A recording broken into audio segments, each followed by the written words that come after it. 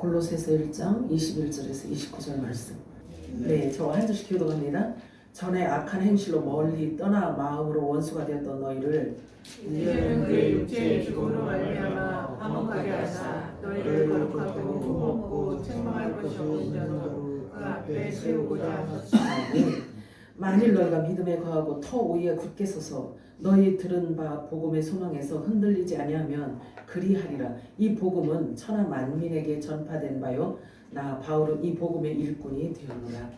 나는 너희를 위하여 받는 괴로움을 기뻐하고 그리스도의 남은 고난을 그의 모든 교회를 위하여 내 육체에 채우노라.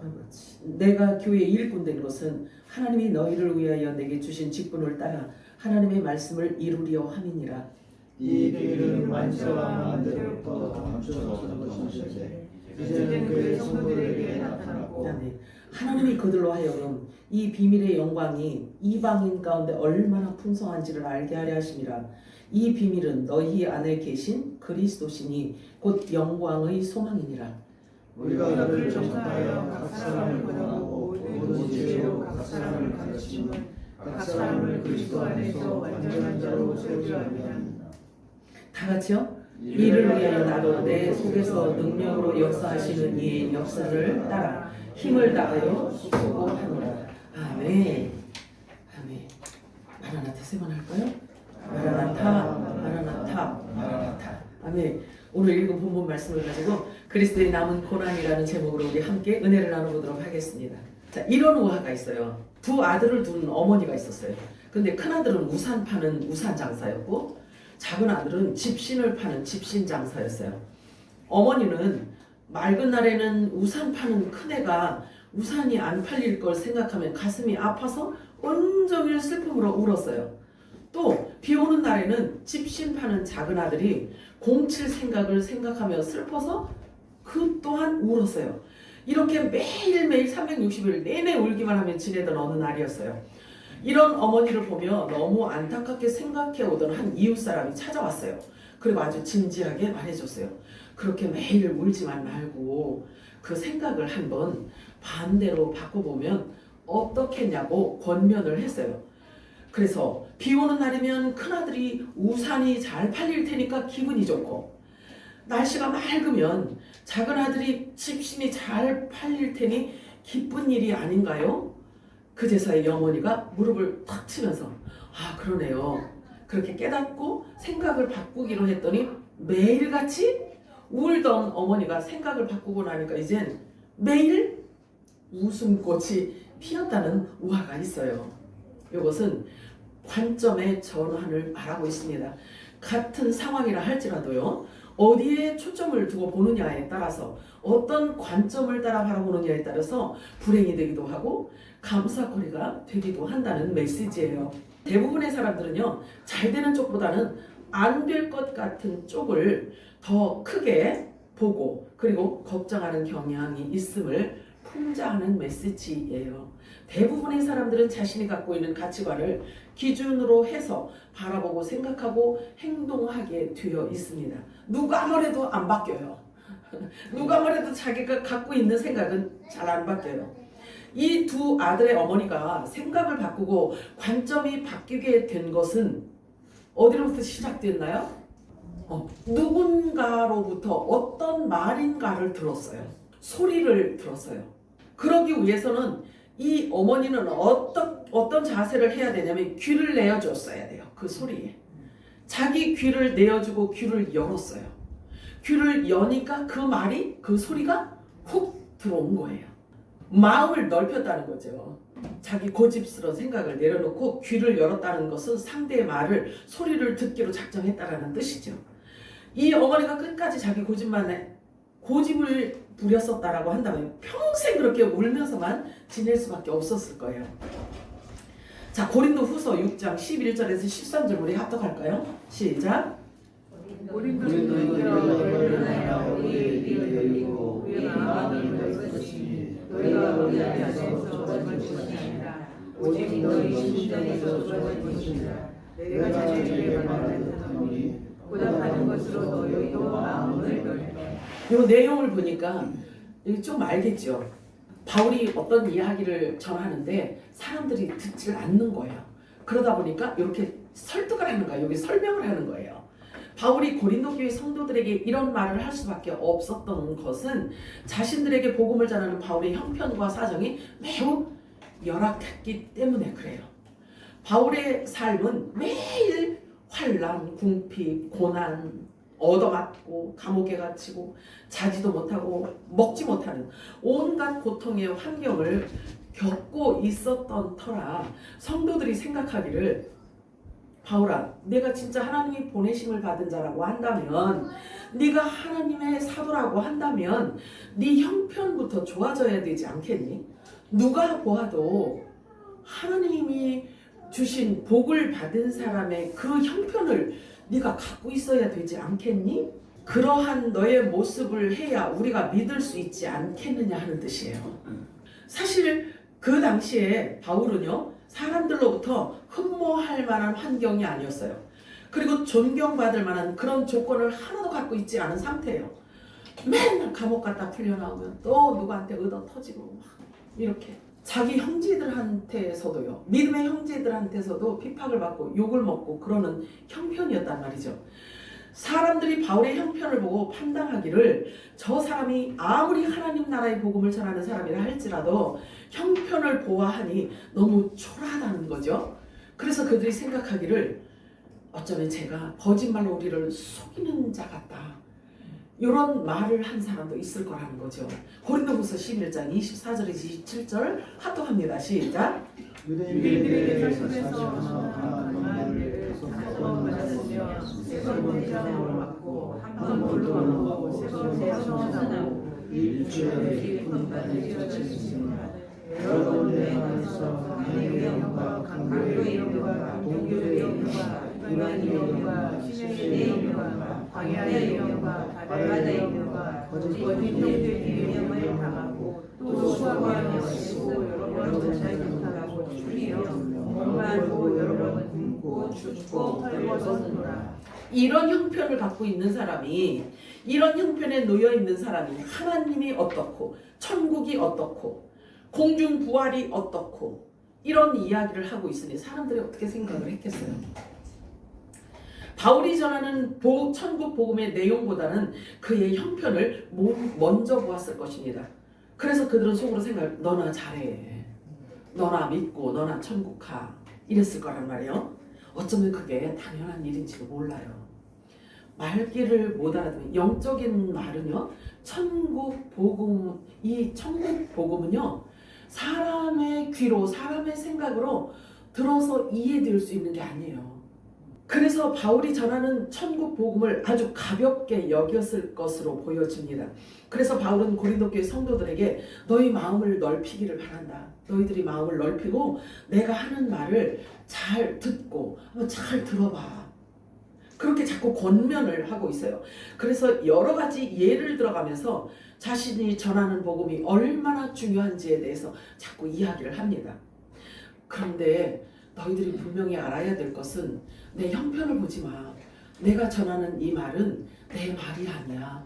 나를 보내신 분이 내 입을 통해서 하는 말이야. 뿐만 아니라 이 말은 성령의 계시로 인해서 내가 깨달은 거야.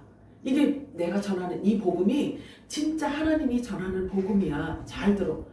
이렇게 이야기를 하는데 대부분의 사람들은요, 사람의 겉모양을 보잖아요. 그지? 대부분의 사람들은 겉모양을 보고 판단을 합니다. 크고 장대하잖아요. 그리고 영광스럽잖아요. 사람들한테 막 박수갈채를 받잖아요. 그 광명함에 대부분의 사람들은 현혹되기 쉬워요. 크면 뭐든지 크고 유명하면 뭐가 달라도 다르겠지 하고 이미 생각을 거기에 둔단 말이죠. 귀를 그쪽에 열게 되어 있어요. 사람들은.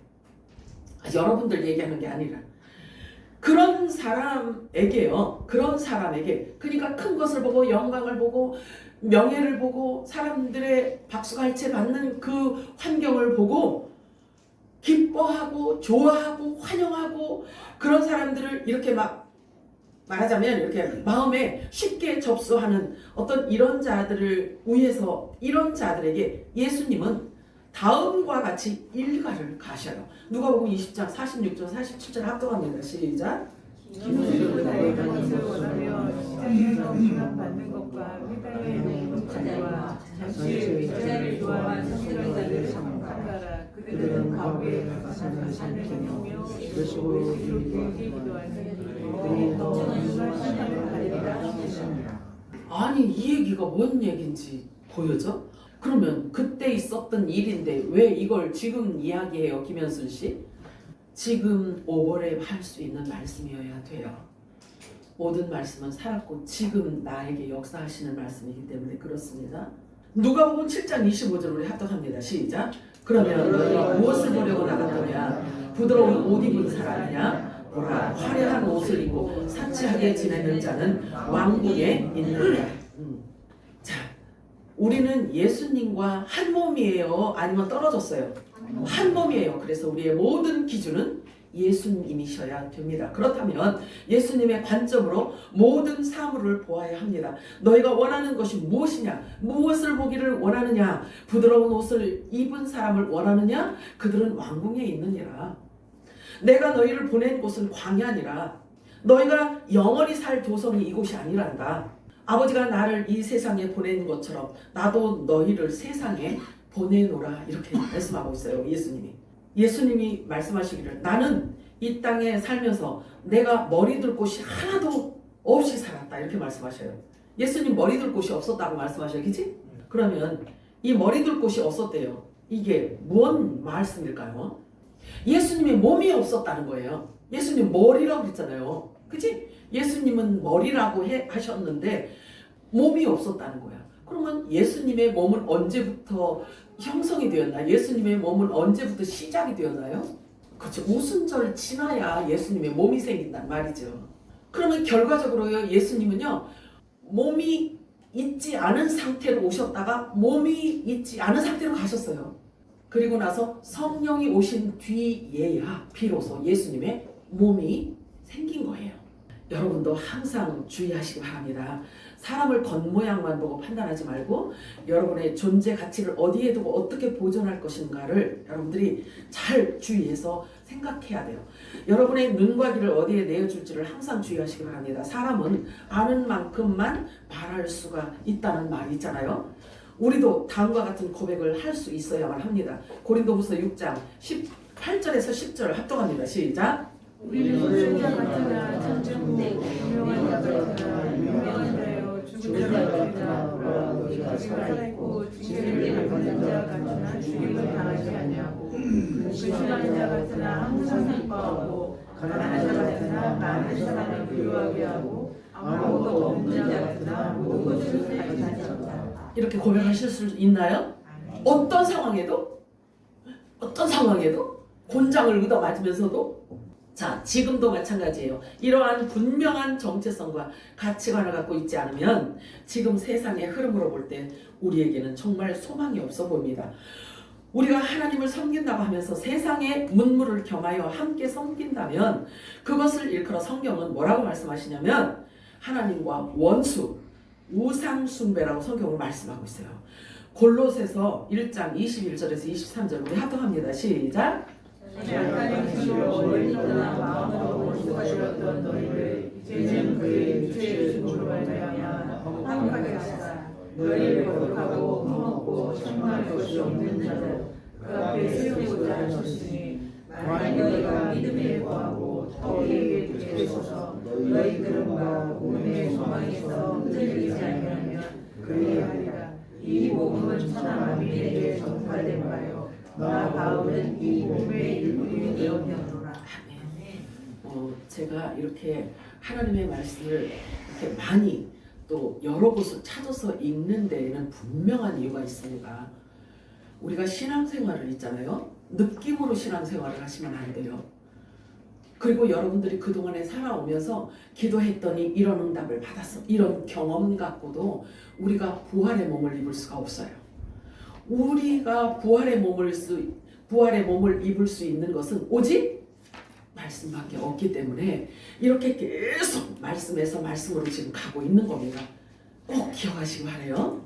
지금이야말로 세상을 향한 수로의 문을 닫고 다시 한번 진지하게 생각을 해야 할 때가 된 것입니다. 하늘을 향한 소망과 가치관으로 여러분의 마음에 나침판을 세워놓으시기 바랍니다. 그래야 세상의 요란함에도 흔들리지 않을 수 있고 요셉처럼 형통한 삶을 영위할 수가 있기 때문에 그렇습니다. 요셉의 형통한 삶이란 하나님의 마음을 아는 것을 말하고 있어요.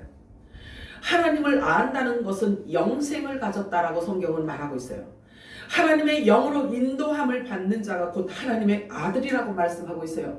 하나님의 영으로 인도함을 받는다는 것은 진리의 말씀을 깨달아서 내 안에 신비에 새겨졌다라는 것을 말하고 있는 겁니다. 무릇 지킬 만한 것보다 더욱 내 마음을 지키라. 그냥 마음을 지키라는 게 아니에요. 하나님의 진리의 말씀이 신비에 새겨진 자들에게 하시는 말씀입니다. 그래서 그 말씀을 잘 지키라는 거예요. 생명의 근원이 그에 있기 때문에 그렇다는 거죠. 세상을 이기는 이김은 오직 믿음뿐이니라. 믿음은 신념을 얘기하는 게 아니에요. 믿음은 진리의 말씀을 깨달아졌을 때 그 말씀을 붙든 그것을 믿음이라고 하는 거예요. 그러면 우리 안에 진리의 말씀이 없다면 믿음은 헛거예요. 그건 믿음이라고 하는 게 아니고 신념이라고 하는 거예요. 그런데 세상을 이길 수 있는 믿음은 신념이 아니라 나의 한번 해보자 이게 아니라 세상을 이기는 이김은 뭐라고요? 믿음이라고 하잖아요. 믿음 이꼬르 진리 말씀인 거예요. 말씀이 없다면 믿음이 없는 거예요. 아예. 자, 영원히 변치 않는, 변개되지 않는 영생의 말씀을 품고 있다는 것은 그리스도와 하나가 되었다라는 것을 뜻합니다. 변화무쌍한 이 세상에 살면서 우리가 어디에 초점을 두고 무엇을 붙잡고 살아가느냐 하는 것은 물론 각 사람들의 가치관에 달려있는 문제이기도 해요. 사람마다 다 달라요. 아무리 진리를 외쳐도 그냥 쇠기의 경읽기 그런 사람들이 있을 수 있어요. 그러나 세상에 존재하는 것 중에는 변하지 않는 것이 없어요. 다 쇠하고 낡아지며 성경은 그렇게 말씀하고 있어요. 세상 것은 다 쇠하고 낡아진다고 옷이 낡아지는 것처럼 낡아진다고 말씀하고 있어요. 시편 102편 26절 27절 우리 합독합니다. 시작. 천재는 없어지리와 주는 영존하시겠고 그들은 다 옷같이 낡으리니 물같이 바꾸시면 바꾸려니와 주는 한결같이고 주의 은혜는 무궁하니이다. 하나님만 영원하시다는 거예요. 하나님의 말씀만 영원하다는 거죠. 시편 119편 89절 읽겠습니다. 시작. 여호와여 주의 말씀은 영원히 하늘에 굳게 섰사오니 아멘이에요. 네. 마태복음 24장 35절 시작. 천재는 없어지는데 나는 없어지지 아니하리라. 저와 여러분이 붙들고 있는 메시지가 이런 엄청난 메시지란 말이죠. 자, 시편 119편 160절 합독합니다. 시작. 주의 말씀에 강령은 진리오니 주의 모든 주의 영원하니. 아멘. 여기서 강령이라는 말은 뭘 뜻하냐면요. 거기에 매달려 있다라는 뜻이에요. 거기에 매달려 있다라는 뜻입니다. 하나님의 입으로 나오는 모든 말씀은 다 진리이며 의롭기 때문에 영원히 설 것이라는 뜻이죠. 그러므로 우리가 외쳐야 할 것은요. 그리스도의 증인의 역할인 것입니다. 영원히 변하지 않는 예수 그리스도의 입으로부터 나오는 모든 말씀을 우리의 입을 통해서 다시 선포되어져야만 하는 것입니다. 너는 외쳐라. 하나님의 말씀은 영원히 설 것이라고 내 입을 열어 외쳐라. 이렇게 말씀하셔요. 이사야 40장 8절 우리 합독합니다. 시작. 푸른 마르고 꽃은 시드나 우리 하나님의 말씀은 영원히 서리라. 아멘. 베드로전서 1장 25절 합독합니다. 시작. 오직 주의 말씀을 스스로 나아가시니 너에게 전한 복음이 곧 이 말씀이라. 아멘. 천국 복음을 들었다면 하나님의 말씀은 영원히 섭니다. 이렇게 외칠 수 있는 자가 된다는 거예요. 그리고 외쳐야 된다는 거죠. 그리고 너는 크게 외쳐 말하라. 주가 다시 오신다고 주의 길을 예비하라고 외치라고 말씀하고 있어요. 이사야서 58장 1절 시작. 그의 외치라 목소리라 그들은 내 귀를 약할 자들의 주여 내 백성의 야곱의 이제 그들의 죄를 알리라. 요거는요 아들들에게 하시는 말씀입니다. 예수님의 지체들에게 말씀하시는 거예요. 그리고 예수님의 지체들은 이 말씀을 외쳐야 되는데 어디를 향해서 외치냐면 야곱 집에 외치라고 지금 말하고 있어요. 그러면 야곱 집은 계시록에 이야기하면 14만 4천을 이야기해요. 사실 종들을 향한 외침을 말씀하고 있습니다. 이사야서 40장 3절 우리 합독합니다. 시작. 외치는 자의 소리여 너희는 광야에서 너희에게 이르라 성에서 우리 하나님의 이름을 평안하게. 여러분들이 이 말씀을 아무렇게나 마음대로 생각하시면 안 됩니다. 하나님이 오시는 길을 예비하라고 말씀하고 있네요. 그러면 그 길을 어떻게 사람이 만드냐는 거예요. 주님 오실 길을 예비하래요. 주님 오실 길을. 하늘로부터 오시는 하나님을 위해서 우리가 사람이 어디에 도로를 만들까요? 어디에 도로를 만들어야 돼요? 영동고속도로에 연결을 할까요? 경부고속도로에서 연결을 할까요? 우리 주님 오시는 길을 어디로 지금 우리가 만들어야 되느냐 이거예요. 자, 말씀을 모르잖아요. 그러면 순종할 수가 있다 없다? 없다. 순종하지, 그러니까 말씀을 모르면, 진리를 모르면 불순종의 죄에 덫에 걸려버려요. 그러면 믿지도 못해요. 그러면 예수를 믿지 않는 것이 죄거든요. 그러면 예수를 모르면 믿는다고 말할 수 없기 때문에 이것 또한 역시 사망에 이르는 그 죄에 덫에 걸리게 되어 있어요. 그렇기 때문에 보세요. 우리가 진리를 알고 깨닫는 것이 얼마나 중요한지 몰라요. 조금 아까도 우리 권사님 말씀하셨던 신앙생활은 대충 하는 게 아니에요. 이거는 사느냐 죽느냐예요. 근데 사느냐 죽느냐도 그냥 우리가 산 삶을 이 육체가 죽으면 그걸로 끝나면 괜찮은데 영원한 음부로 들어가느냐 영원한 천국으로 들어가느냐 이게 달려있기 때문에 그런 거예요. 여호와의 길을 예비하는 것, 하나님의 대로를 평탄하게 하는 것은 무슨 얘기냐면 지금이 어느 때인지를 얘기하라는 거예요. 지금이 어느 때인지를 성경 말씀에 기록해 놓은 것 갖고 설명하라는 뜻인 거예요. 그러면 성경을 갖고 있는 성도들이 그 성경 말씀을 보면서 함께 깨달을 수 있도록 전하라는 이야기예요. 그래서 하나님의 대로를 평탄케 하는 것은 때를 따라 양식을 나눠주는 것을 의미하고 있습니다. 지금이 어느 때인지를 성경 말씀을 찾아서 전하라는 거예요. 왜? 성도들이 들어야 되기 때문에. 그게 여호와의 길을 예비하는 것이라고 성경은 말씀하고 있어요. 예수님을 알고 예수를 믿는다면 그분의 부탁이 무엇인지를 알고 전하라는 뜻인 것입니다. 그래서 천국 복음을 들은 자들은요, 남자든 여자든 크든 작든 어린이든 어른이든 상관없어요. 외쳐줘야 되는 거예요. 같이. 주님 오실 때가 되었어요. 주님 오실 길을 예비하세요. 이 말을 같이 해야 된다는 거예요. 누구만 하고 누구는 안 하고 이게 아니라 믿음이 적으면 적은 대로, 믿음이 크면 큰 대로, 진리를 많이 깨달으면 많이 깨달은 대로, 적게 깨달으면 적게 깨달은 대로. 왜냐하면 자기가 먹은 양식을 입을 통해서 나와야 되기 때문에 그래요. 이사야서 60장 1절 합독합니다. 시작. 일어나라 빛을 발하라. 이는 내 빛이 이르렀고 여호와의 영광이 내 위에 임하였으니라. 이건 또 무슨 뜻일까요? 누구에게 하시는 말씀일까요? 이게 이 땅에 존재하는 자들 가운데서 누군가에게 여호와의 영광이 임한다고 지금 말씀하고 있어요. 그렇다면 나는 누구? 이 말씀과 나는 어떤 관계? 어떤 관계일까요? 도대체 빛을 발하라고 하는데 무슨 빛을 발하라는 것일까요?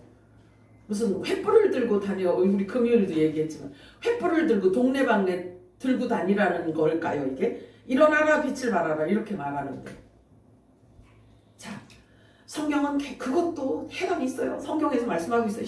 시편 119편 130절 읽습니다. 시작. 주의 말씀을 위한 빛이 모든 사람들을 깨닫게 하라. 아멘. 119편 133절 시작. 나의 발걸음을 주의 말씀에 빛을 주고 어떤 죄악도 나를 주관하지 못하게 하소서. 아멘. 말씀이 빛이고 말씀이 생명이고 말씀이 부활인 거예요. 그래서 진리의 말씀을 깨닫고 영원한 복음을 우리가 깨달으면 우리 마음에 하나님의 나라가 임하게 되는 거예요. 의와 희락과 평강이 임하게 되어 있어요. 여기 말씀을 보니까 시편 133절 보니까 하나님의 말씀이 있으면 죄를 지을 수 있다 없다? 없어요. 그래서 이 말을 받아서 사도 요한이 또 이야기를 하잖아요. 그 안에 하나님의 씨가 있는 자들은 죄를 범할 수가 없다라고 말씀하고 있어요. 요한복음 15장 15절 합독합니다. 시작. 이제부터 너희를 존중하지 아니하니 조문 중이 주는 것을 알지 못하느니라. 너희를 지치하였니 내가 내 아버지께 들은 것을 너희에게 알게 하셨으나. 믿으시나요? 예수님이 오셔서 하신 모든 말씀을 지체들에겐 그대로 다 주고 깨닫게 하시겠다는 거예요. 자, 그렇다면 우리의 삶의 여정이 누구하고 같아져야 되나요? 그렇지. 머리하고 몸이 같이 노는 것을 말하는 거예요. 그게 연합이라고 말씀하는 거예요. 이 말씀은 그리스도의 비밀을 들었다면 전해야 한다는 것을 말씀하고 있습니다. 진리를 깨닫게 되면요, 그 즉시 주어지는 사명이 있어요. 진리를 깨닫게 되면 그에게 주어지는 사명이 있습니다. 이게 어떤 사명이 바로 주어지냐면 화목직책이 주어지는 거예요. 화목직책. 말씀을 성취하기 위해서 그리스도의 남은 고난을 육체에 채우는 그 책임이 주어지는 거예요. 골로새서 1장 24절 25절 합독합니다. 시작.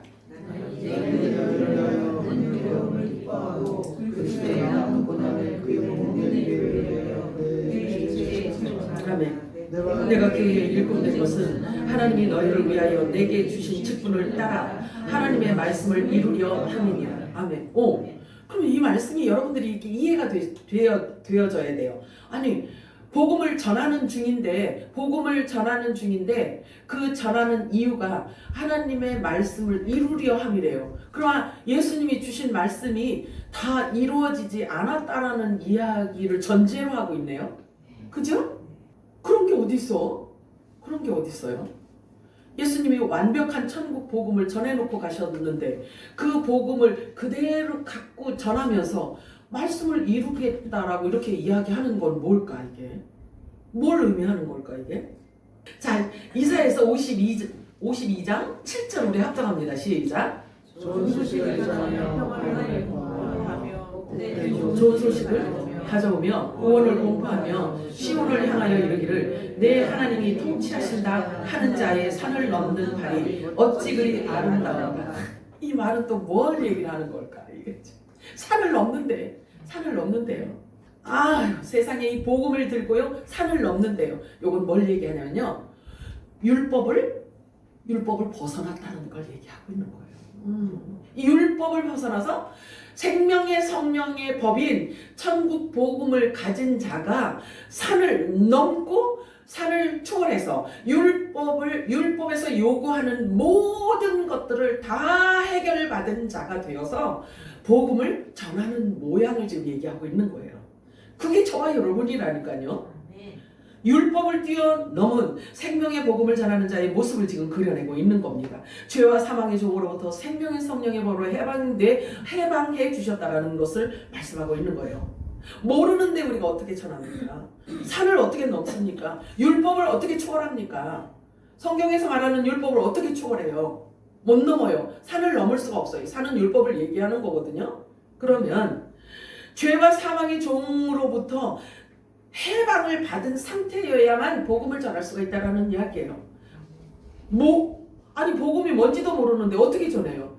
전하는 자가 없는데 또 어떻게 들을 수가 있겠어요? 믿음은 들음에서 나고 들음은 그리스도의 말씀으로 말미암는다라고 성경은 말씀하고 있잖아요. 그죠? 요한일서 3장 9절 합독합니다. 시작.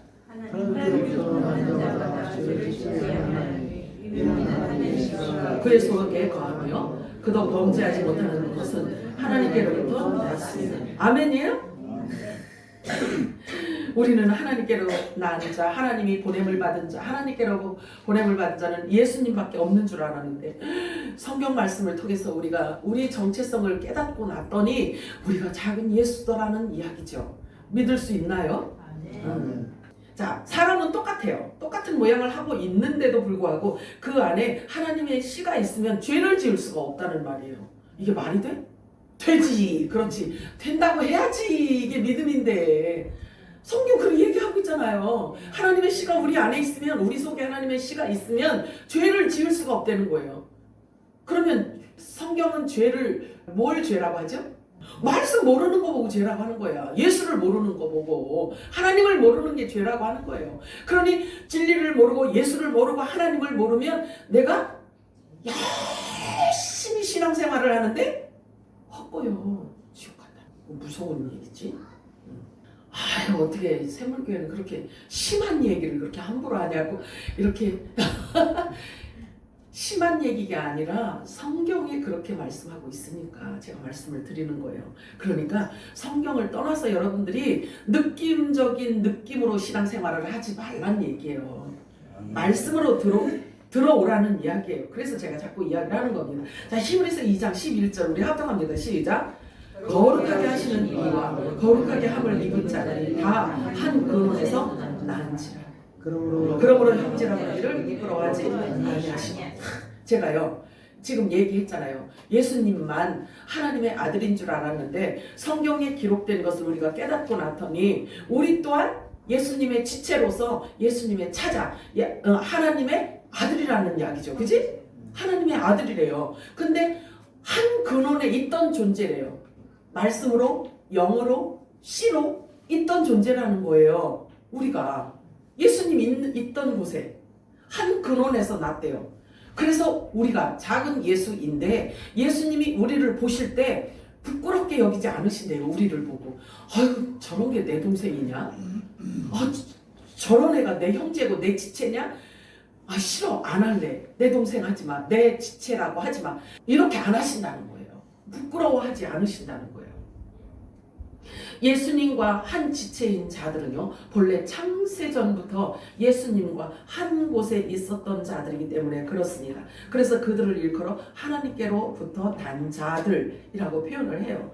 우리 생각이 아니고 우리가 만들어낸 말이 아니고 그 하나님의 예수님의 사랑을 가장 많이 받고 있던 사도 요한이 그렇게 이야기를 해주는 거예요. 우리에게. 그렇다면 우리도 믿어야지 말씀을. 교환이요? 믿어야지. 한 근원이라는 뜻은 한 곳, 같은 곳, 하나에서 났다는 뜻입니다. 그렇다면 우리가 태어나기 전에 이미 예수님과 같은 곳에 영으로, 말씀으로, 씨로 함께 있었다는 말이지요. 예수님이 계실 때요. 예수님의 육신의 형제는 몇 명이에요? 예수님 말고 예수님의 동생들이 육신의 동생들이 있어요. 4명이나 있어요. 그런데 그 4명들에게는요 예수님께서 한 근원에서 났다라는 말을 해 안 해? 안 하잖아요. 안 하시잖아요. 이 한 근원에서 났다라는 말 자체는요 어마무지한 우리들의 축복인 거예요. 아멘. 그리고 하나님의 씨가 그 속에 있다는 뜻은 하나님의 말씀이 있다는 뜻입니다. 하나님의 말씀이 있다는 것은 하나님 아버지가 내 안에 있다는 것을 말하고 있어요. 그것을 깨닫게 하시는 분이 누구? 성령 하나님이신 거죠. 그래서 우리 안에 임하신 성령이 우리 안에 임하셨기 때문에 하나님의 말씀이 깨달아지고 그 말씀이 하나님을 얘기하는 거고 하나님의 마음이라고 믿어지는 거죠. 그것을 깨닫게 하시는 분이 성령이라는 거죠. 자, 그렇다면 성경에도 기록되어져 있지만 잘 들어보세요. 그 말을 일컬어 어떻게 얘기하냐면 성부 하나님, 성자 예수님, 성령 하나님과 내가 하나라는 이야기예요. 하나님의 말씀은 우리를 그렇게 설명하고 있다는 이야기예요. 큰일 났네. 이게 지금 영적으로 여러분들이 해석 잘 해야 되는데 여기 자칫 잘못하면 여기 큰일 났네 라는 말이 나올 수가 있어요. 근데 성경은 분명히 우리들에게 그렇게 얘기하고 말씀하고 있어요. 그런데 그 말씀이 하나님의 음성으로 영적인 눈으로 바라볼 수 있는 그 관점을 갖고 있다면 이보다 더 큰 축복이 어디 있냐고요. 그죠? 요한일서 2장 20절 합독합니다. 시작. 너희는 거룩하신 자에게서 기름 부음을 받고 모든 것을 아느니라. 거룩하신 자로부터 우리가 기름 부음을 받았대요. 자, 요한복음 17장 3절 시작. 영생은 곧 유일하신 참 하나님과 그가 보내신 자 예수 그리스도를 아는 것입니다. 아는 거예요. 예수를 아는 거. 기름 부음을 받아야만 예수를 알 수 있다는 거예요. 여기서 말하는 안다라는 뜻은요. 예를 들자면 내가 전 박근혜 대통령을 알아요. 그런 알을 얘기하는 게 아닌 거예요. 그런 알을 얘기하는 게 아니고 그 전혀 다른 거예요. 예수님 당시에도 있잖아요. 예수님을 알아보는 사람이 하나도 없었어. 예수님이 머리 둘 곳이 없다고 얘기했단 말이죠. 그치? 그러면 예수님 지체가 예수님 몸이 그 당시에도 하나도 없었어. 오순절이 지나야 생긴다고 했잖아요. 그러니까 예수님을 알아보는 자가 아무도 없었는데 딱 알아보는 존재가 있었어. 누구게? 귀신이요. 귀신은 예수님을 알아봐. 귀신은 예수님을 알아봤다는 이야기죠. 그 아는 것 갖고 예수님이 너는 내 몸이다? 그러죠? 그치. 그거예요. 그래서 요한복음 17장 23절 말씀 이 아는 것은 귀신이 예수님을 아는 것처럼 이렇게 아는 걸 얘기하는 게 아니에요. 아예 하나가 된 것을 안다라고 하는 거예요. 그거 보고 연합되었다라고 이렇게 표현을 성경은 표현하고 있어요. 자, 그런데 심지어 귀신도 하나님이 한 분인 것을 알고 예수님이 하나님의 아들이라는 것을 알고 떠는데 귀신도 떠는데 정작 하나님을 믿는다고 하면서도 하나님에 대해서 알고 있냐고 물어보면 귀신만큼도 알지 못하는 사람들이 부지기수요. 수두룩해. 하나님께로 낫다는 사람들이 하나님을 아버지라고 부르면서도 자기 아버지에 대해서 귀신만큼도 모른다면 이 부끄러운 일을 어찌할꼬. 시시하게 생각하시면 안 됩니다. 여러분들 하나님 말씀 한 구절 한 구절을 여러분들이 정말 쉽게 시시하게 생각하시면 안 됩니다. 왜냐하면 영생하고 관련되어 있기 때문에 그런 거예요. 하나님을 안다는 것은 그분이 내 안에 임재하셨다는 뜻이에요. 성부, 성자, 성령이 내 안에 임재하셨다는 뜻인 거예요. 하나님이 내 안에 오셨다는 것은 하나님의 생명이 주어졌다는 말입니다. 하나님의 생명이 주어졌다면 결론을 말할게요. 하나님의 생명이 주어졌다면 육의 생명이 살아남을 수 있을까요? 죽을까요? 당연히 죽는 거예요. 하나님 생명하고 육의 생명하고 완전히 원수인데 같이 존재할 수 없어요. 없어요. 자, 그렇다면 하나님의 생명이 우리에게 주어졌고 하나님의 영과 동행하며 하나님께로부터 나은 자가 되었다라고 한다면 우리 육은 이미 죽은 거예요. 부인되어진 거예요. 누구든지 나를 따라오려거든 자기를 부인하고 자기 십자가를 지고 나를 쫓을 것이냐. 자기를 부인하는 데는 쉬운 것 같은데 왜? 말로는 좀 할 수 있으니까. 그런데 자기 십자가를 지는 것은 쉽지가 않아. 그러니까 자꾸 사람들이 막 발버둥을 치는 거지. 지기 싫다고. 이거는 싫다고. 이 십자가는 너무 크다고. 너무 아프다고. 그런데 할 수 없어요. 여러분들이요. 아무리 몸부림을 쳐도요. 하나님은 어떻게 하시냐면 강제 집행을 하셔요. 강제 집행을 해서 십자가 유월절을 통과하게 하십니다. 그래서 예수 생명을 우리 안에 우영 넣어주시는 거예요. 심각한 얼굴들을 하고 있어. 심각한가 봐. 그거보다 더 좋은 축복이 어딨어. 그거보다 더 큰 축복이 없어요. 이거 보고 보아라고 하는 거예요. 보아. 그리고 이것을 하나님 나라의 비밀이라고 이렇게 하는 겁니다. 자, 진리는 한 번 깨달으면 사라지지 않아요. 없어지지 않아요. 잊어버려지지 않아요. 천국문은 한 번 열리면 닫히지 않습니다. 계속해서 그곳으로 침노하기 때문입니다. 그리스도 안에 있는 하늘의 모든 지식과 보화를 발견하게 되면은요, 누구나 마찬가지예요. 발견하게 되면 자신의 전 재산뿐만 아니라 자기 생명을 걸어요, 거기에. 마태복음 13장 44절 합독합니다. 시작. 천국의 마치 그의 보아와 같으니 사람이 이르기는 충분되고 기뻐하며 들어가서 자기의 소유를 갚아라 그 반찬을 사는. 이게 예수님이 하신 말씀이란 말이에요. 예수님이. 자, 골로새서 2장 2절에 4절 합동합니다. 시작. 이는 그들의 마음이 위로를 하고 사랑으로 엮어져서 완전한 이해의 모든 풍성함에 이르러 하나님과 아버지와 그리스도의 신비의 지식에 이르게 하려 함이라.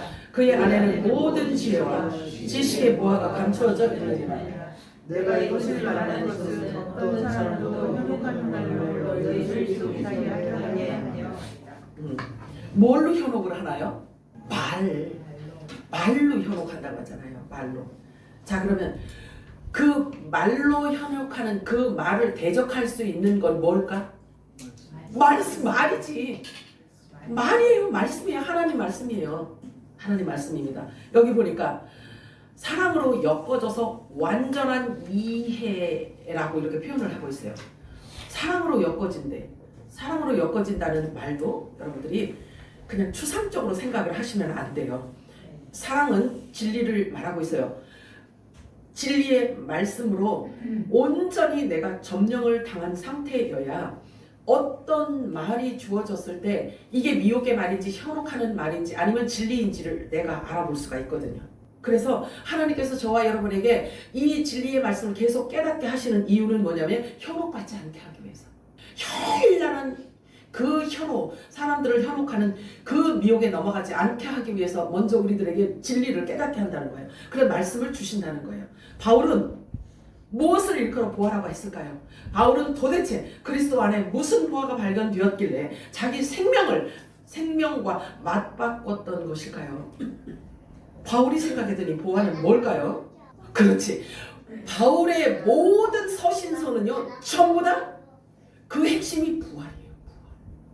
부활에 이르는 것. 어떻게 해야 부활에 이르는지에 대한 이 비밀을 계속 말해주고 있어요. 계속. 자기는 그걸 깨달았다 이거예요. 그런데 그게 보아라는 거예요. 보아. 바울은 사람이 생각하기에 가장 최고의 학문과 화려한 스펙을 갖고 있었음에도 불구하고 그 모든 것을 분토와 같이 생각하고 버리게 되었어요. 분명한 이유가 있어요. 그래야만 됐기 때문에 그런 거죠. 자, 그리고 바울이 한 말은 그리스도의 남은 고난이란 무엇을 의미하는지, 사실은 남은 고난에 오늘 본문 말씀처럼 남은 고난에 동참을 한대요, 자기가. 그런데 그 남은 고난을 어디에 채우냐면 자기 육체에 채운다고 말하고 있어요. 육체에. 어떻게 하나님의 말씀을 자기가 이룬다고 하고 또 그리스도의 남은 고난을 자기 육체에 이렇게 채우는 걸까요? 이것도 사실은 여러분들이 그냥 두루뭉술 이렇게 넘어가면 끝까지 몰라. 그게 뭔 얘기인지를. 자, 골로새서 1장 26절 27절 시작. 이 비밀은 만세와 만대로부터 감추어졌던 것인데 이제는 그의 성도들에게 나타났고 하나님이 그들로 하여금 이 비밀의 영광이 이방인 가운데 얼마나 풍성한지를 알게 하려 하심이라. 이 비밀은 너희 안에 계신 그리스도시니 곧 영광의 소망이니라. 아멘. 여러분들이 이게 다 여러분들 얘기야. 여러분들 다 말씀이야. 이 말씀이 여러분들 육신이 되어져야 돼.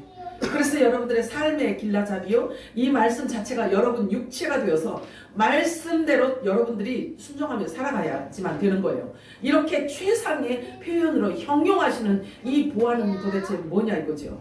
바울은 그것을 중심에 부활을 중앙에 딱 놓고 비밀, 보화 이렇게 이야기하고 있어요. 예수님께서 이 땅에 계실 때 머리 둘 곳이 없었지만 지금은 이방인 가운데 그 비밀의 영광이 입혀졌고 그 영광의 풍성함이 무엇인지도 어떠한 건지도 계속 지금 드러내주고 있는 거예요. 아멘이에요? 이방인에게 주어지는 것들이라고 말씀하고 있어요. 그래서 교회는 이방교회 이렇게 이야기를 해요. 그런데 이방교회는 참 신기하죠. 정말 저와 여러분 진짜 포배야. 정말 복받은 자들이란 말이에요. 하나님이 누군지도 모르고 살았던 저와 여러분, 율법이 주어지지도 않았고 진짜 이방인, 그 유대인들이 우리를 일컬어 개, 돼지 취급을 했단 말이죠. 상종도 하지 않는 그런 저와 여러분에게 하나님의 아들의 영을 주신 거야. 이런 엄청난 복을 주셨는데 바울은 이거를 정확하게 깨달았다라는 얘기예요. 그래서 이방인 가운데 하나님이 주신 그 비밀이, 그 은혜가 얼마나 풍성한지를 자기는 알고 있다 이거야. 그래서 이렇게 전하는 거야.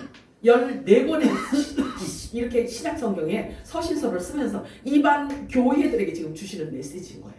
그 은혜가, 그 비밀이 얼마나 풍성한지 유대인 너희들은 모르지만 이 복음을 듣는 이방 교회들은 다 알아. 얘기해요. 지금 우리들의 이야기란 말이죠. 그래서 그 비밀을 저와 여러분은 다 알아야 돼요. 알고 깨달아야 돼요. 그런데 알고 깨닫게 하시는 이유는 뭐냐면 우리를 기뻐하게 하기 위해서예요. 어디 가서 뻐기고 잘난 척하고 막 이렇게 하라는 게 아니라 우리 마음에 하나님의 의와 희락과 평강을 주셔서 환경이 어떠하든 주님 오실 때 가까우면 세상이 흉흉하다고 했거든요. 어둠으로 가득 덮여진다고 했거든요. 그러나 그 어둠이 가득 덮여져 있을 때에 너희는 그들과 다르게 기뻐하라. 하나님이 그 기쁨을 우리들에게 주시기 위해서 비밀을 여신다는 거예요. 아멘이요? 바울이 사람의 지식, 사람의 가르침, 사람의 교훈과 계명을 분토와 같이 버리게 된 데는 분명한 이유가 있을 것입니다. 사람의 지식과 모든 기준들은 다 바뀌고 낡아진다고 성경 말씀하고 있기 때문에 그래요. 그런데요, 지금이 바로 너무나 중요한 때입니다. 패러다임이 다 지금 완전하게 지금 바뀌고 있잖아요. 다 바뀌고 있어요. 똑똑함의 기준까지도 지금 완전히 바뀌고 있습니다. 사람들이 말하는 똑똑함은 여러 가지 외국어 막 다른 나라 말 막 한 5개 이상 하면 똑똑하다고 막 이렇게 얘기하잖아요. 또 지능이 높고 기술적인 문제를 해결하는 것이 있으면 똑똑하다라고 이렇게 말을 하잖아요. 그러나 지금은 그러한 능력들을 흔하게 볼 수 있게 되었어요. 그래서 이 똑똑함의 기준까지도 지금 완전히 바뀌어지고 있다는 거죠. 인공지능이 그런 것들을 매우 쉽고 아주 간단하게 해낸다는 것을 증명하고 있잖아요. 그러니까 똑똑함의 기준도 바뀌고 있죠. 오늘 제가요 이런 말을 해요. 말하자면 매우 쉽게 모든 것들을 다 이렇게 해결할 수 있는 그런 AI가 이제 곧 나올 거예요 라고 지금 이렇게 내가 이야기를 했어. 그런데 이미 며칠 후면 이미 그게 이루어진 시간대에 지금 우리가 살고 있는 거예요. 지금은 이 얘기했는데 며칠 뒤에 보니까 또 달라졌어요. 또 달라졌어요. AI의 지식과 정보의 빠름은요 사람의 머리를 훨씬 능가하고 있기 때문에 그래요. 누가 먼저 AI를 이용해서 그 레일에 올라타느냐, 그래서 앞으로 달려나갈 수 있느냐 하는 것만 지금 남아있는 거예요. 지금은 누구도 그 정상에 도달했다고 말하지 않더라고요. 그렇기 때문에 그 단계에 위에 올라타서 누가 먼저 앞서가느냐, 그렇기 때문에 다 똑같은 출발선상에 지금 놓여있다라고 말하고 있어요. 그래서 사람들은 지금 인공지능 AI의 모든 시선을 다 집중하고 있는 시점에 우리가 놓여 있는 겁니다. 그래서 사람은 아는 만큼 말할 수 있다라고 말을 했는데 이제는 그렇지 않아요. 인공지능 AI는요 그 어떤 똑똑한 비서보다 월등하고 신속한 거예요. 오히려 시키는 사람보다 오히려 시키는 사람이 AI한테 무슨 질문하고 뭐 시키는 사람이 더 버벅대고 있어. 그 비서는 완벽하게 지금 준비되어 있는데. 자, 근데요 그나마 이 분야에 앞서 나가는 사람이 한 사람이 있었어요. 내가 그 사람이 하는 얘기를 들었어요. 그 사람 젠슨 황이라는 사람이에요. 근데 그 사람이 무슨 이야기를 하는지 매우 의미심장하더라고요. 의미심장해서 제가 그 생각이 들었어요. 여러분들에게 전해드리려고 해요. 그거 하는 얘기예요. 지금은 똑똑함의 기준이 달라졌습니다. 진짜 똑똑한 사람이라면 기술적으로도 날카롭고 동시에 인간을 이해하는 사람, 그리고 말하지 않은 것도 상대가 말하지 않았는데도 알 수 있어야 된다는 거예요. 말하지 않은 것도 알 수 있는, 그리고 추론해내는, 그래서 앞으로 미리 내다볼 줄 아는 그 사람이 이제는 진짜 똑똑한 사람이라고 말할 수 있습니다. 문제가 터지기 전에 먼저 느낌으로 먼저 알고 막아내는 그런 능력, 더 나아가서 삶의 경험과 지혜가 풍부하고 사람의 마음을 미리 읽을 줄 아는 그런 총명함을 가진 자들이 이제는 진짜 그것을 일컬어 똑똑함이라고 정의를 내리는 소리를 제가 들었어요. 근데 들어봤지? 이런 사람이 있을 수 있어? 이런 사람들이 있을 수 있을까요? 하나님의 신에 감동된 자만 가능한 거예요. 이거는 하나님의 신에게 감동된 자. 요 말을 압축시키잖아요. 이 사람이 한 말을 압축시키면 장래 일을 알고 현재를 이끌어가는 그 어떤 사람을 얘기하고 있어요. 그런 사람은 흔하지 않아요. 다만 신의 감동을 받은 자만 가능한 영역이기 때문에 그렇습니다. 성경 인물 중에는요, 제가 두 사람이 생각나더라고요. 이 이야기를 들으면서. 요셉과 다니엘이에요. 그들은 주의 영이 임하여 하나님의 신의 감동을 받고 있기 때문에, 하나님의 신이라는 것은 성령을 의미해요. 그러면 성령은 창조의 영이라는 말이죠. 창조의 영, 하나님의 영이에요. 그래서 창조의 영, 하나님의 영이 임한 자에게만 가능한 그 영역을 지금 얘기하고 있는 거예요. 창세기 41장 38절에 40절을 우리 합독할까요? 시작. 아빠가 그 시절에 이르되 너가 그 하나님의 영광 하고 요셉에게 이르되 하나님이 모든 것을 내게 보이셨으니 너와 같이 영처럼 지혜인 자가 없도다. 너는 내 입을 다스리라. 내 백성이 나의 명령에 복종하리니 내가 너보다 것은 내 왕자뿐이라. 요 말씀이 저와 여러분에게 주시는 메시지예요. 아멘이요? 아멘이 아멘 해야 돼요. 왜냐면 세상 임금이 무릎을 꿇었잖아. 세상 임금인데 바로가 세상 임금 대표성을 띠고 있는 거예요. 세상 임금이 하나님의 신에 감동된 요셉에게 무릎을 꿇는 거예요. 너가 다 가졌다. 내 백성도 네가 다 가졌다. 그리고 내 백성들이 네 앞에 네가 하는 모든 말에 순종할 것이다. 내가 너보다 높은 것은 이 빈 의자 이거 하나다. 이 얘기예요. 이제 곧 온 인류의 생각과 지식을 다 합친다 해도요 따라잡을 수 없는 그런 인공지능이 곧 등장하게 될 것입니다. 하나님을 대신할 만큼의 그런 지능을 갖고 있다고 생각할 것이기 때문에 사람들은 그 짐승 앞에 머리를 조아릴지도 몰라요. 앞으로 제 생각이에요. 그런 생각이 번뜩 들었어요. 그리고 자신의 앞날을 점쳐달라고 부탁할지도 몰라요. 아주 은밀하게 사람들의 마음과 생각을 점령하게 될 것입니다. 그 짐승은 아주 깊이 파고들게 될 것입니다. 대부분의 사람들은 자신이 갖고 있지 않은 것을 갈망하게 되어 있거든요. 그것을 자신의 결핍이라고 생각하고 있기 때문에 이 모든 사람의 지식보다 더 월등한 자에게 아마 무릎을 꿇을 수도 있어요. 이것이 비록 하나님과 그것이 하나님과 원수가 되는 길이라 할지라도 상관하지 않을 거예요. 창세 이후 지금까지 인간이 추구하고 갈망했던 모든 것들을 우리 성경에서 살펴볼 수 있잖아요. 그런데 사람들이 추구하고 갈망했던 모든 것들은 전부 다 하나님의 생각과 다 정반대되는 것들 뿐이었어요. 그러나 이미 성경에 예언된 창조의 영으로 지음받은 빛의 아들들에게는 허용되어진 게 있어요. 허용되어진 게. 세상 임금의 머리가 되도록 하나님께서 허용하셨어요. 아멘이요? 자, 하나님의 아들들만 할 수 있는 그런 일들, 하나님의 깊은 것까지 통찰할 수 있는 그 능력을 성령께서 갖고 우리 안에 임하셨다는 이야기예요. 그런 자들이 지금 이 시대에는 정말 똑똑한 자들이라는 말이에요. 그 사람이 지금 얘기를 대변해주고 있잖아요. 자, 요한복음 16장 13절 합독합니다. 시작.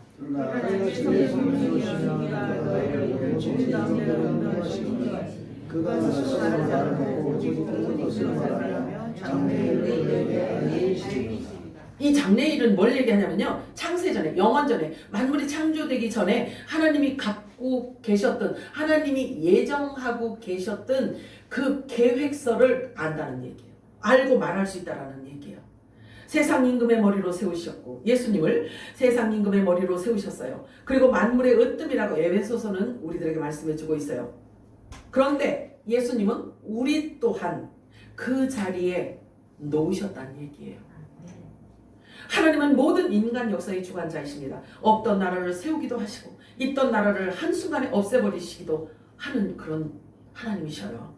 자, 골로새서 1장 28절 29절 합독합니다. 시작. 우리가 그를 전파하여 각 사람을 권하고 모든 지혜로 각 사람을 가르치면 각 사람을 그리스도 안에서 완전한 자로 세우려 함이니 이를 위하여 나도 내 속에서 능력으로 역사하시는 이의 역사를 따라 힘을 다하여 수고하노라. 아멘이에요? 이 고백이 여러분들에도 있어져야지만 되는 거예요. 바울의 모든 수고는 스스로 자원을 하였어요. 그래서 고난을 고난이라고 얘기하지 않아요. 자기가 고난을 고난으로 느끼지 않아요. 스스로 자원하였기 때문에 그렇습니다. 비밀을 깨닫고 나서 이방인들을 향하신 하나님의 뜻이 어떠함을 자기가 알고 나서 그 설레는 마음을 감출 길이 없어서 자기 생명을 다 걸고 이방인들에게 천국 복음을 전했어요. 부활 복음을 전했어요. 그런데 그 복음을 전해들은 저와 여러분은 바울보다도 안 기뻐해. 정작 주인공인데. 이 아이러니하지. 참 아이러니해요. 마무리 짓도록 하겠습니다. 결국 그리스도의 남은 고난이란 각 사람을 하늘에 속한 교회를 완전한 자로 세워서 그리스도의 형상으로 닮아가게 하기 위한 그거예요. 아울러 하나님의 말씀을 온전하게 이루려 하심이라는 뜻인 거예요. 하늘의 소리를 받아서 이 땅에서 그 형상을 드러내기 위해 지금 우리가 존재하고 있다는 사실이에요. 말씀은 눈에 보여요? 안 보여요? 자, 영은 눈에 보여요? 안 보여요? 안 보이잖아요. 자, 그런데 하나님 나라가 지금 우리 눈에 안 보이잖아요. 물질적으로 지금 물질 세계에서는 우리가 하나님 나라가 안 보이잖아요. 그지? 네. 안 보이죠? 영이신 하나님도 지금 안 보이시죠? 그지? 안 보이는 영의 세계를 저와 여러분에게 가득 부어 놓으신 거예요. 그래서 저와 여러분의 언어와 외침을 통하여 보이지 않는 하나님의 영적인 세계를 이 땅에 풀어놓는 거예요. 이것을 너희는 먼저 그의 나라와 의를 구하라고 말씀을 하시는 거예요. 뭔 얘기인지 이해가 되죠? 그래서 먼저 저와 여러분을 예수님 오시기 전에 지금 저와 여러분을 이 세상에 보내셨고 창세전의 비밀을 이 땅 가운데 저와 여러분을 통해서 펼치기를 위해서 우리들에게 기름 붓고 계시다라는 사실이죠. 만물은 보이지 않는 영적 세계를 보이는 형상으로 나타내는 장소예요. 장소. 그래서 저와 여러분을 통해서 하나님의 영광을 널리 하나님이 그 영역을 넓혀가시기를 원하시는 거예요. 근데 너무 아까도 제가 말씀을 드렸지만 여러분들이 너무 애타하지 않으셔도 돼요. 왜 그러냐면요. 하나님의 복음이 전달되잖아요. 하나님의 진리가 전달되잖아요. 그러면 그 듣는 자들 중에는요. 아주 각양각색의 어떤 이렇게 다른 사람들이 있어요. 우리가 성경에서 보아왔더니 그렇더라고요. 그 아까 제가 말씀을 드렸잖아요. 예수님이 하나님 말씀이 육신이 되어 오신 예수님이 그 밑에 동생들을 한 근원에서 났다라고 한 적이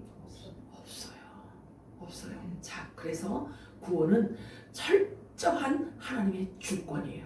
그렇다면 어린 양의 생명책에 이름이 기록되어졌다라는 것은 내 의지로 된 것도 아니고 내가 원함도 아닌 거예요. 내가 노력해서 된 것도 아니죠. 그래서 하나님이 창세전에 계획하신 이 모든 일들을 이제는 완성지을 때가 되었다라는 이야기예요. 그래서 저와 여러분이 우리 속사람을 잘 관리해야 되는 게 뭐냐면 이제는 정말이죠. 너 잘해 이거예요. 너 잘해. 우리가 예수를 바르게 믿지 않는다면요. 우리가 평생 신앙생활을 하고도 평생 신앙생활을 하고 엄청난 일들을 다 했음에도 불구하고 하나님이 나 너 몰라. 이러면 끝이야. 이러면 끝이에요. 저와 여러분이 말씀 앞에서 무릎을 꿇어야 되는 이유는 하나님의 말씀이 계시되어져야지만 내가 깨달을 수가 있기 때문에. 그래서 여러분이 말씀 앞에 있으면 여러분들이 철저하게 성령님을 의지해서 기도하셔야 되는 거예요. 성령님이 오셔야 깨닫게 해주신단 말이에요. 이게 마음대로 풀어내는 게 아니에요. 하나님 말씀은. 자, 그래서 저와 여러분을 통해서 하나님의 말씀을 완성한다라고 이렇게 말씀을 하셔요. 하나님의 말씀을 완성한다라는 것은 머리와 몸이 하나로 만드신다는 얘기예요. 또 다른 말로 표현한다면 하나님 나라의 생명나무가 완성되어진다라는 걸 얘기하고 있어요. 또 다른 말로 표현한다면 하나님 나라의 24보좌가 완성되어지는 것을 말하고 있는 거예요. 아멘이죠? 사랑과 풍성하신 하나님 고맙고 감사합니다. 하나님께서 오늘도